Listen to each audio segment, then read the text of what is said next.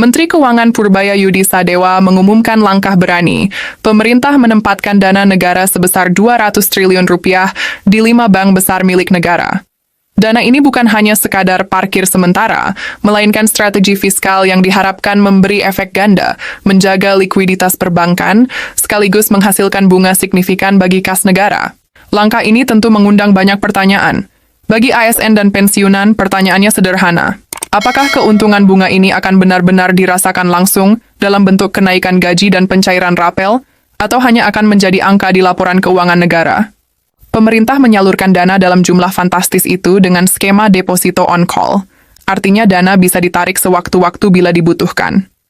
Dari jumlah total tersebut, masing-masing 55 triliun rupiah ditempatkan di Bank Mandiri, Bank Rakyat Indonesia, dan Bank Negara Indonesia. Lalu, sekitar 25 triliun rupiah masuk ke Bank Tabungan Negara, serta 10 triliun rupiah dialokasikan ke Bank Syariah Indonesia. Keputusan ini diatur dalam Keputusan Menteri Keuangan Nomor 276 Tahun 2025. Pemerintah menegaskan, dana ini tidak boleh dipakai bank untuk membeli surat berharga negara. Sebaliknya, dana tersebut diarahkan untuk mendorong sektor real agar pertumbuhan ekonomi tetap bergerak. Yang paling menarik, pemerintah menetapkan tingkat bunga sebesar 80,476% dari base rate, atau ekuivalen 4,02% per tahun. Dengan kalkulasi ini, kas negara diperkirakan bakal meraup sekitar 70 miliar rupiah setiap bulan hanya dari bunga penempatan dana tersebut.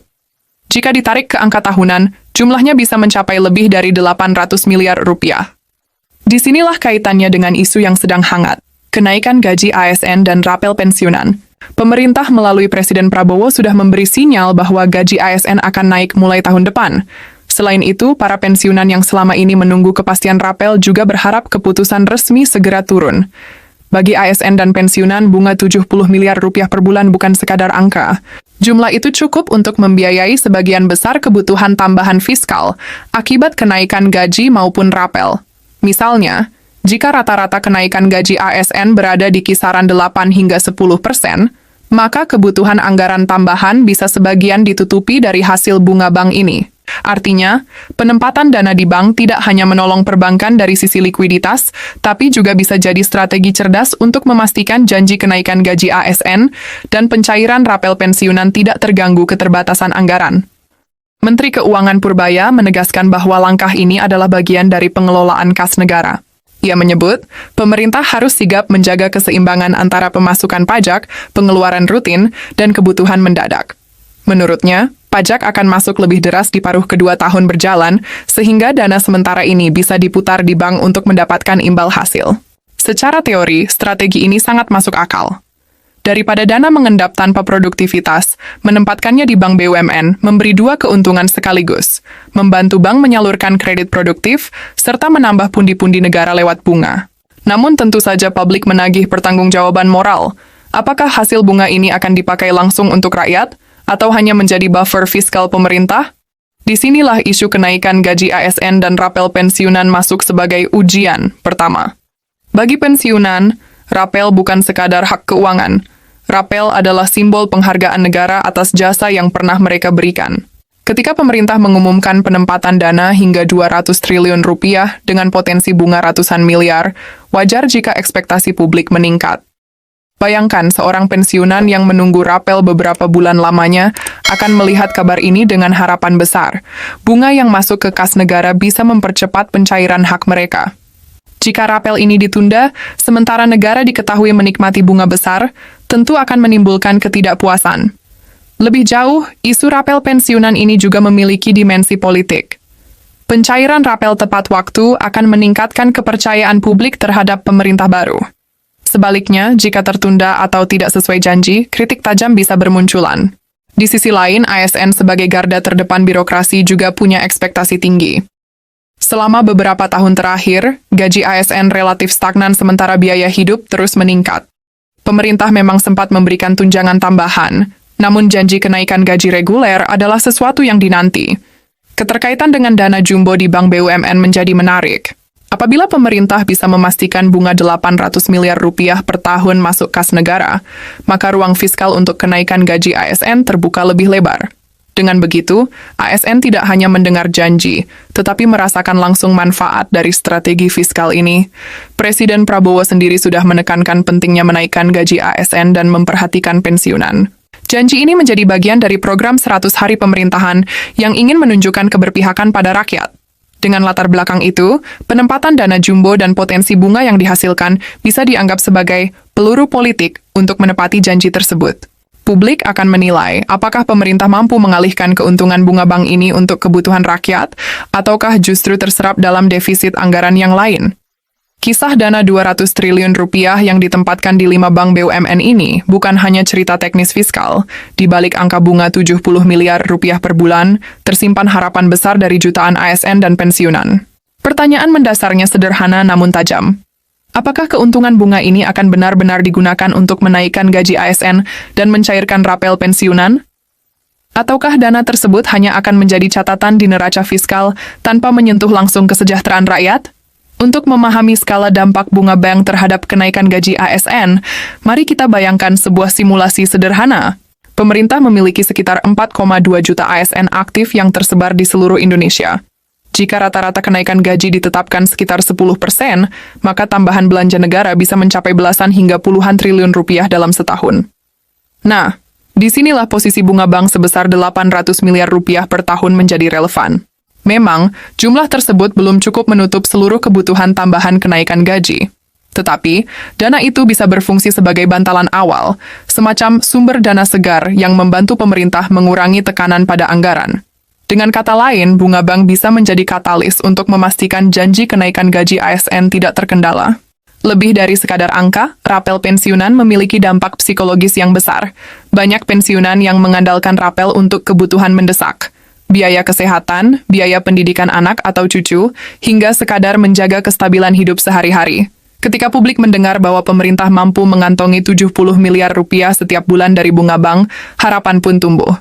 Mereka berpikir, kalau negara punya bunga sebesar itu, mengapa rapel saya harus ditunda? Inilah dilema fiskal yang bercampur dengan persepsi publik.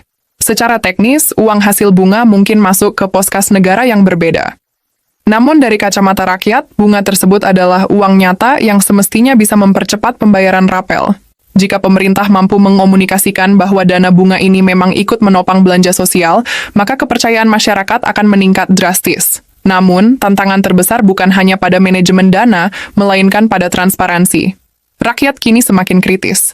Mereka menuntut agar setiap rupiah yang masuk dan keluar dari kas negara dapat dijelaskan dengan jelas.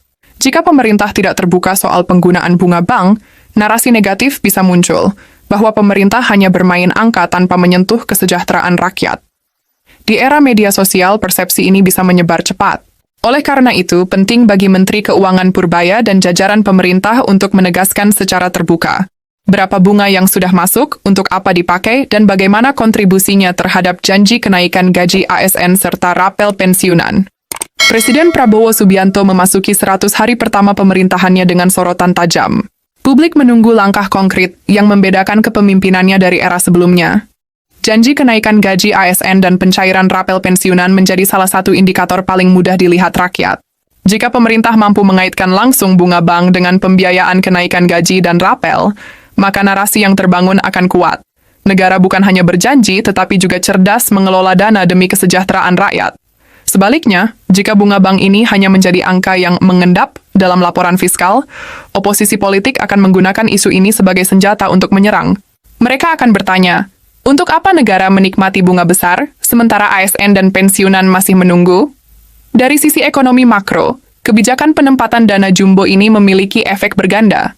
Pertama, bank BUMN akan mendapat tambahan likuiditas besar, sehingga mereka lebih leluasa menyalurkan kredit ke sektor produktif. Kedua, bunga yang diterima negara menambah ruang fiskal, meski relatif kecil dibandingkan total APBN. Namun, efek psikologis dan politiknya jauh lebih besar dari sekadar angka. ASN dan pensiunan yang menerima kenaikan gaji atau rapel berkat strategi ini akan menjadi duta positif pemerintah. Mereka bisa menyebarkan narasi bahwa negara hadir dengan nyata, bukan sekadar janji. Di banyak negara, praktik penempatan dana negara di bank komersial bukan hal baru. Amerika misalnya sering menggunakan instrumen keuangan jangka pendek untuk mengelola likuiditas kas pemerintah. Hasil bunga dari instrumen tersebut kerap digunakan untuk menutup pengeluaran jangka pendek. Jika Indonesia mampu meniru praktik baik itu dengan transparansi tinggi, maka penempatan dana jumbo di bank BUMN bisa menjadi model baru pengelolaan kas negara. Namun, tentu dengan catatan, keuntungan bunga harus kembali ke rakyat dalam bentuk yang nyata, seperti kenaikan gaji ASN dan rapel pensiunan. Pada akhirnya, ASN dan pensiunan tidak terlalu peduli dengan istilah teknis seperti deposito on call atau base rate. Yang mereka pedulikan adalah uang nyata yang masuk ke rekening setiap bulan.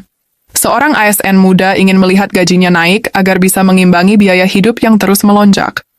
Seorang pensiunan berharap rapelnya cair tepat waktu agar bisa membiayai pengobatan. Semua itu adalah realitas sehari-hari yang jauh lebih penting dibandingkan sekadar angka di laporan fiskal. Karena itu, komunikasi publik menjadi sangat krusial. Pemerintah harus mampu menunjukkan benang merah yang jelas, dari dana jumbo ke bunga bank hingga ke dompet ASN dan pensiunan. Kebijakan menempatkan 200 triliun rupiah di 5 bank BUMN telah membuka ruang diskusi baru di masyarakat. Dengan bunga sekitar 70 miliar rupiah per bulan, negara memiliki sumber pendapatan tambahan yang tidak kecil. Namun, pertanyaan terbesar masih menggantung. Apakah bunga ini akan dipakai untuk menopang janji kenaikan gaji ASN dan pencairan rapel pensiunan? Jika jawabannya iya, maka pemerintah tidak hanya sukses secara fiskal, tetapi juga secara politik dan moral. ASN dan pensiunan akan merasa dihargai, dan kepercayaan publik terhadap negara akan semakin menguat.